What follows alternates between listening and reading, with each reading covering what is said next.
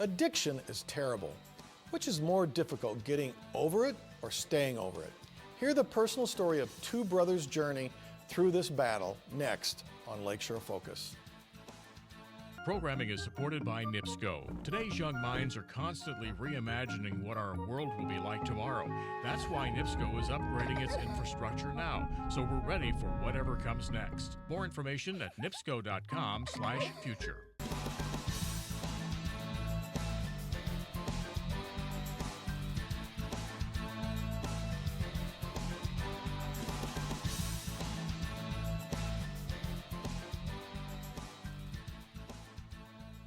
Welcome again to Lakeshore Focus, a weekly show highlighting the key issues, important events, and interesting people in our region. I'm Keith Kirkpatrick. Having an addiction is really a difficult challenge, even horrible. There are so many stages in facing it and recovering. What are the hardest parts of this process, and how do you manage to get back to the you after the poison? On today's show, we have two brothers from three organizations they founded and operate. Kevin Lee, who is the president, and David Lee, the founder of Intervention Services, Sober Solutions, and Heartland Recovery Center. So I think it's really kind of neat how you both kind of dressed alike today with the vest and everything. We are kind of twins. You know, I wore the vest first, and I think he's copying me. That means you're the older brother? Yeah. Yes. Is that what you're trying to The tell wiser. The older and the I wiser. followed in every walk of life except one. So, except one. And Which we'll talk about. And we're going to hear this story Yes, today, so. right? So, how old are you guys? 45. I'm 44. Okay, so A young 44. pretty close together then, Yes. right? Less than a year, actually. Okay, where were you guys raised? Griffith, Indiana, mostly. Yep. Okay. Northwest Indiana. Yeah. This is your stomping grounds Yes. forever. Sure. Some of you stomped harder on it than others, right? Yes, I some of us stomped did. away for a while, but I stomped right back. Is Kevin always good at pointing at you?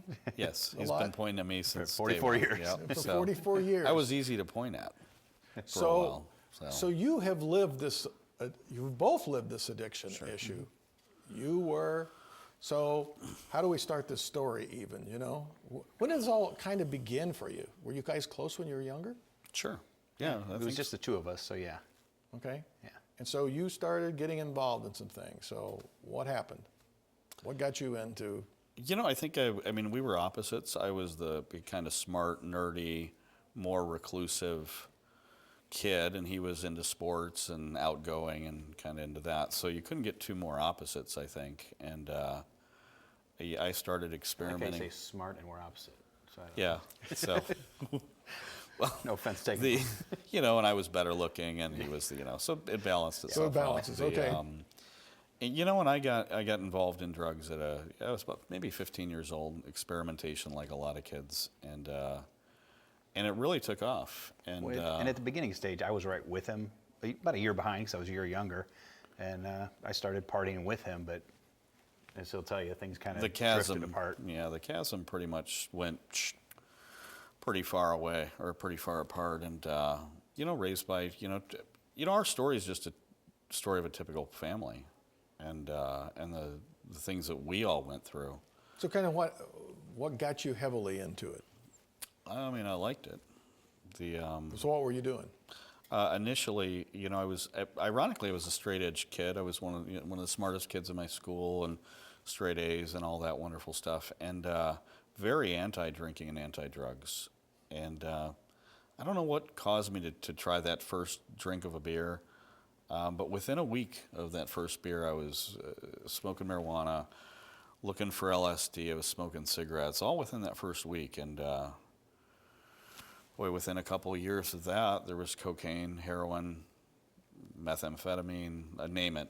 You know, a lot of people ask, what was your addiction? And it was, you know, whatever was in front of me. And, you know, there wasn't that natural fear that a lot of people have. Oh, I better not do that. It might make my life worse. You just started rolling with it. Yeah, and honestly, the more dangerous the substance, I think the more intrigued I was by it. So you said you kind of started together. So were you Yeah, drinking the beer and smoking? Yeah, we were drinking and smoking and partying together, especially the first couple of years there with the more mild drugs. When he went to cocaine, and he'll talk about that story, I'm sure, that's when we kind of went our separate ways. I felt like I was just doing what everybody else in our school was doing. We were all drinking and smoking pot, and especially junior, senior year, and just recreationally partying, but I was working full time. I worked 40 hours a week in high school, and I was still on the track team. So what triggered for you when you started using cocaine? Is that what you said? When he did, I never started touched using that cocaine. initially, and just didn't want anything to do with that. What did you do? You saw it, or just said, that's the line I'm drawing, or? I don't even think I ever saw it then. He kind of gravitated towards heavier drugs. Like I said, I was just focusing on school and work, and partying for me was just something we did after the fact. One of the big things you see in maybe an addict versus an experimental is the huge personality shift. And anybody that was around me, my old circle of good, healthy friends, they just noticed the major changes. And it's interesting. For the better or for the worse? For the worse. It's interesting. I went back through my old high school yearbook, and some of the old good, positive friends that I was leaving behind wrote in my yearbook, and they all had the same thing. It was, good luck, getting a little worried about you. Really, that's interesting. Hey, you should slow it down in the partying, which I kind of joked off. But it's interesting that they, with their limited experience and knowledge, saw something that was happening that they had no control over. So one of the things I want our viewers to know as we go through this, we're going to do this in a couple of parts, I believe. Mm-hmm. So you guys eventually are doing some really great things to help people with these kind of issues. So this story is so relevant to it. So did you notice his personality shift in him? How he was changing? Or was it Not initially. Like I said, when the cocaine got introduced, I always tease, I went to college, he went to coke, and that's kind of when we were separate ways. And I kept, you guys always been funny about this? You have to. Lie to keep from crying, I guess. But yeah, we've always had a good sense of humor about things, and we were always close enough. So, like I said, I guess I kind of stepped away a little bit more and started staying with, I stayed with the friends that I always had through, while David started finding friends that I just didn't get involved with. So how bad did it get? Oh, how bad? And how long? Right away, it was pretty bad. I think the first my family saw there was a problem is they opened up their checking account and discovered that I had fraudulently cashed maybe $2,500, $500 segments in checks on their account to support this habit that just exploded. I would say within a year I was probably at least $100 a day back then, which to me was huge. It got a lot. Even today, that's still pretty huge, $100 a day. It can get a lot huger, unfortunately. And, it was my first real powerful physical and psychological addiction, and it just grabbed onto me, and I just wanted more and more. So how long did this go on? Well, the total story, I struggled for another decade and a half. 18 years. So 18 more years this went on. Was that getting worse and worse and worse? Okay. Did you go to school? Did you hold a job? Went to school, left school, got a job, lost a job, got a girlfriend, lost a girlfriend. In 18 years... Did that repeat itself over and over? In 18 years of struggling, you learn to say goodbye a lot. Okay. Whatever you get, an apartment, a car, a job, a relationship, it's temporary, and sooner or later it goes away. And in and out of treatment stuff, too, during that time. Yeah, things got bad. The cocaine really grabbed onto me, and I went to my first treatment program there. My family just really had no idea what to do. All of a sudden, they've got this kid that's... I graduated from Griffith High School, student council president. I was who's who among American high school students. I had the ability and the means to just do anything and to launch from that moment, and I could have been anything. And a year later, I've got a full-blown cocaine addiction, and I believe that year I was arrested. I'm actually the first person in Griffith, Indiana arrested on a heroin charge in the 80s. Oh, isn't that a nice... Yeah, Mom's pretty proud of that one. Yeah, Mom and Dad are like, hey, we'd like to point that out about ourselves. So so this was kind of like from high school through about your mid-30s. So all during this time, where were you and what were you doing? And what did you kind of see here?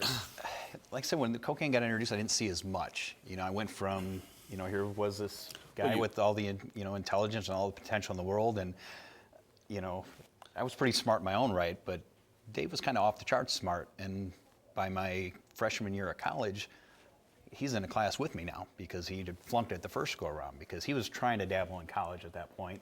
We both went to Purdue Cal, and like I said, next thing I'm sitting in an algebra class and I'm acing, and my genius brother is flunking it. So I was seeing signs of it, but I wasn't seeing the use. I don't think I ever really saw him even do. Now, I would say cocaine. I In didn't see him in the do. early days, or just Early days, in yeah. okay. Down the first several years before kind his of first fast rehab, forward, or too. give us a snapshot of what happened during that next 16 years, 18 years for you. Did you get a job? Did you finish Oh college? yeah. I went through college. I went to actually college first time to be a teacher, and then much to the dismay of my parents, I quit my last semester. Got a job actually, ironically, on the other side of addiction. I was bartending through college and working in the local casinos when they opened up. And that's why I quit teaching, because I went to the casino route instead, because it Did you see promised him more money. during this time? I or did you Yes, know he was except off for doing his about stuff? 8 years of it, he was in California Okay. to do what a lot of drug addicts do, run away to California to get off drugs, but that didn't work too well either. There was, I mean, you ask, did you see the signs? When my brother went to sleep, I crept in his room and I stole the money that he earned from being a waiter and whatever he had, and I crept back out the door. Did you know that?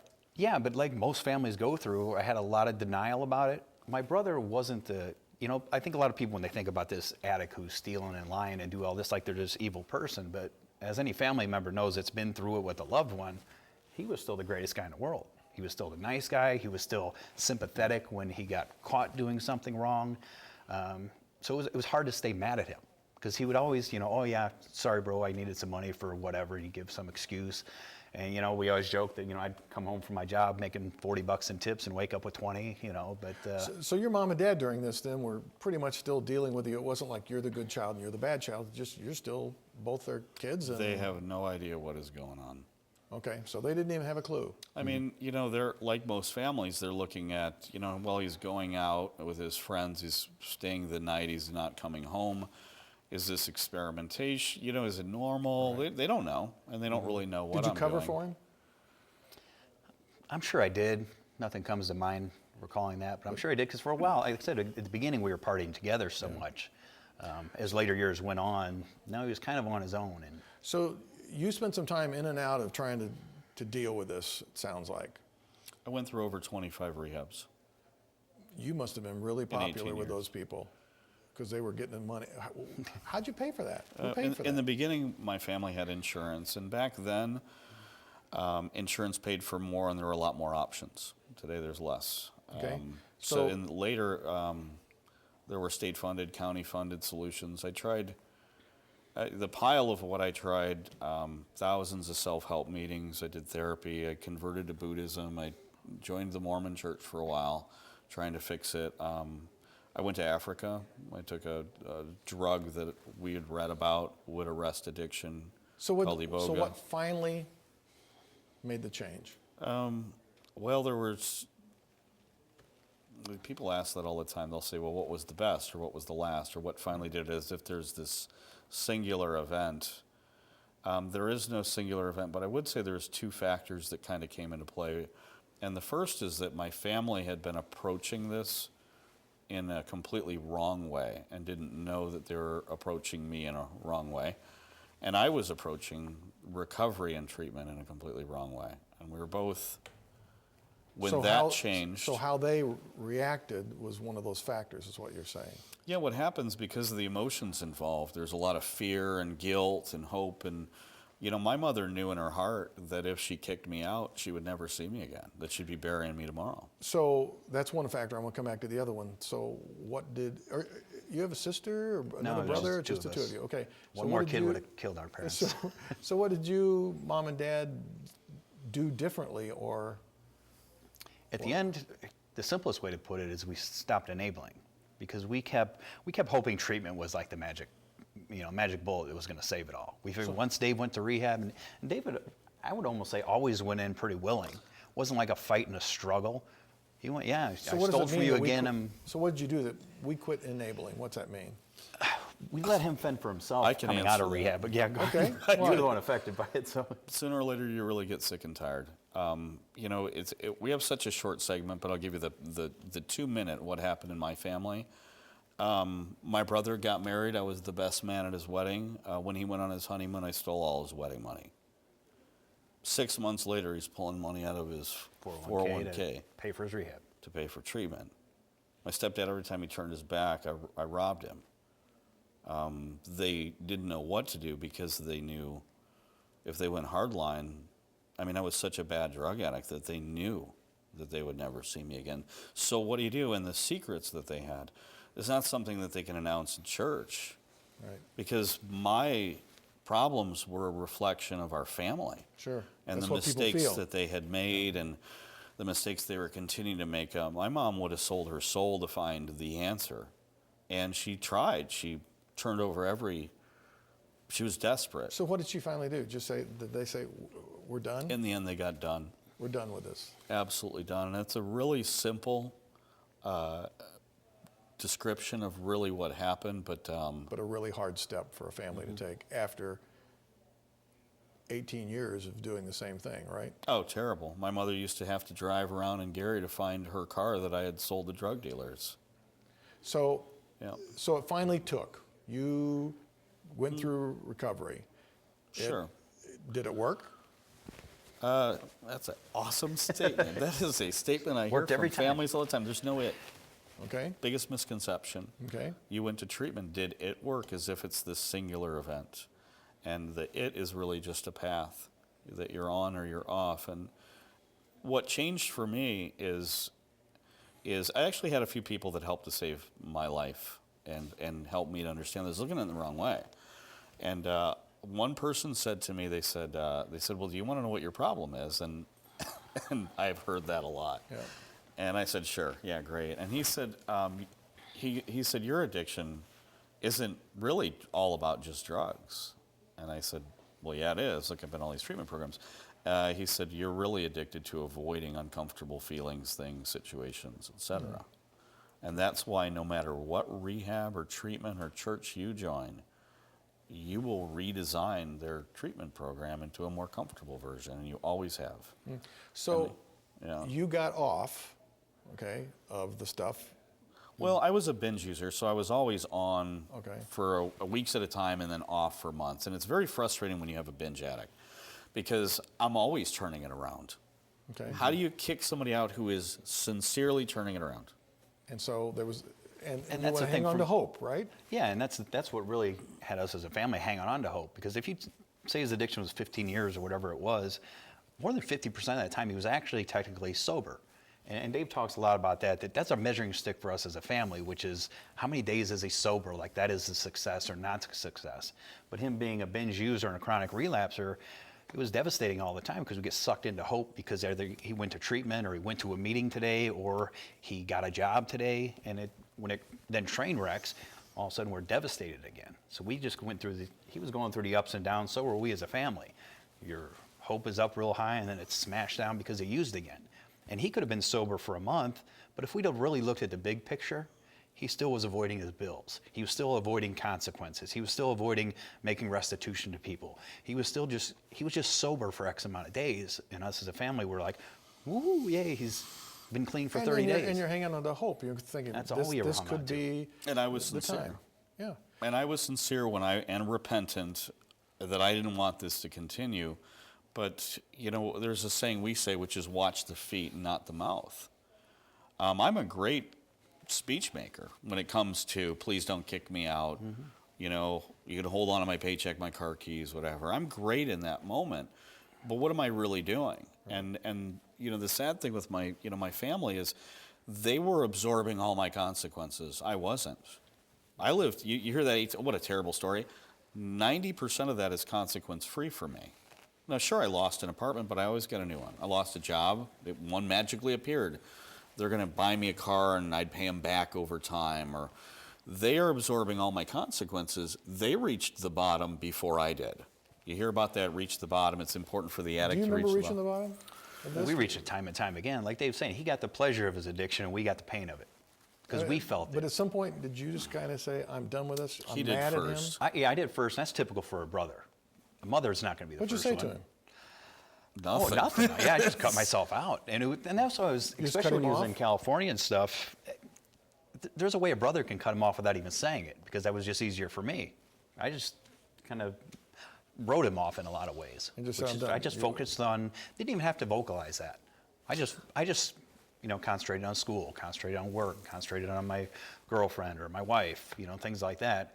And it was just easy to disconnect for a while. So you did eventually get off, right? Sure, but after you've been through 25 rehabs and chronic relapse, going to another one ain't cutting it. Right. And getting 30 days sober isn't cutting it, and getting 6 months sober. Once I hit that year mark, I think they softened a little bit. But it's really difficult. The addiction splintered our family so bad.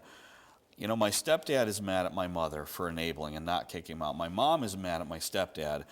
You want to kill him by kicking him out. My brother is mad at my mom for not setting firm boundaries. My brother's resentful because all the attention is on me. He's doing good in his life. He's getting married, and he's a forethought. He's a second thought. Everything is all about David. So and how what long David did. how long have you been sober? 7 years. So. Okay. So when you made that 1 year mark, they were like, maybe this is taking. Did you We were believe still it? skeptical. No. When he hit the year mark, it Even was 1 year? Yeah, and you know, that was kind of always our goal as a family. We thought if David could just get a year. But like Dave talks about facing uncomfortable things, a year sober, he was still mentally like an addict in a lot of ways. It was about when he hit 2 years sober that I think I was able to kind of breathe easy a little bit and know I could start relying on him a little bit. I think Mom was pretty stoked about the year. Oh, yeah. I think Mom was success at the year mark. We've made it. Because we had spent a long time getting there. And it's important I say the word we. My family spent more energy on getting me sober than I did. I'm not saying I didn't try, and I'm not saying I didn't suffer. They suffered more, and they tried harder. Well, ultimately, this has led into you guys really being business partners working together. So at some point, that trust really had to come back. So at what point did that come back of these 8 years? Was it the 3 year mark, the 5 year mark? About yesterday, I think, sometime around yesterday. I'll let you know when I hit that, Keith. You're still working on that, right? Can I say, doing the work we do, we're sitting across from other families and we're sharing our stories. And as this evolves, I think we're coming to a little more peace of some of the damage that I've done and some of the things. And he'll say something, I'll say, I never thought of it that way. Because I just looked at it my way. So it's an evolving process. I don't know when the last time we had a real serious fight.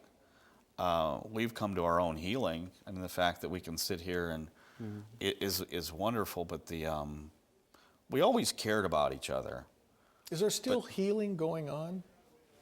I don't think so much anymore at all, really, do you? I think we're pretty much over Do you, a lot of that. are Yeah. you ever afraid that he might all of a sudden just disappear on you? Afraid's probably not the right word.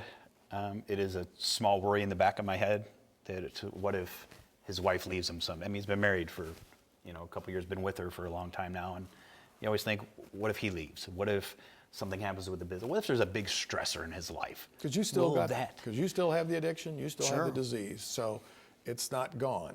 No? There's always that possibility of a relapse because you're still Sure. fighting it, right? Yeah. So that's got to weigh on you. It Weighs can less happen. every year. There's a little less weight to carry with that. But like I said, it's just more that thought in the back of your mind that, because when you lived it that long from a family side and you just saw the ups and downs, I don't think you can ever completely let your guard down. You just know it's always right around the corner.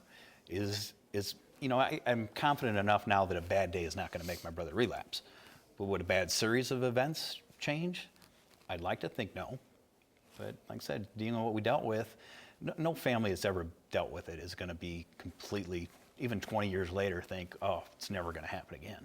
So the next chapter, maybe actually chapter 17 or something of this, Sure. is that you guys said we're going to start working to help other people who've gone through this. About how long have you been doing that together?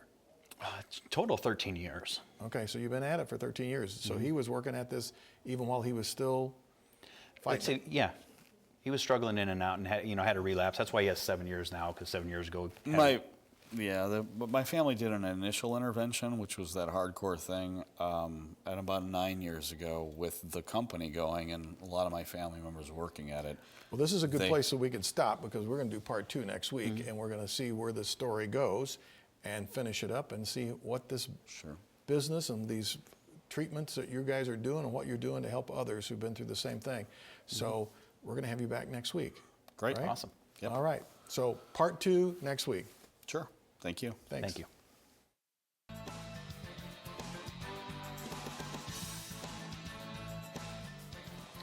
Personal stories are so powerful. You just heard an incredibly interesting one. It takes courage and maturity to be able to share your intimate thoughts and report your actions, which often are quite embarrassing. I appreciate when guests on Lakeshore Focus dig deep and open their hearts and minds to me and our audience. Your email comments to us can be passed on to them, so don't hesitate to send them to us.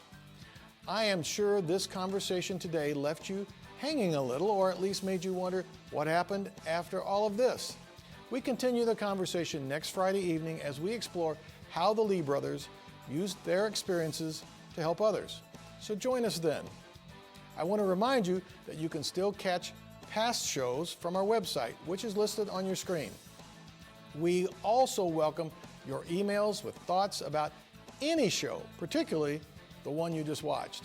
Until next week, I'm Keith Kirkpatrick saying, make a positive difference in our world today. Is supported by NIPSCO. Today's young minds are constantly reimagining what our world will be like tomorrow. That's why NIPSCO is upgrading its infrastructure now, so we're ready for whatever comes next. More information at nipsco.com/future.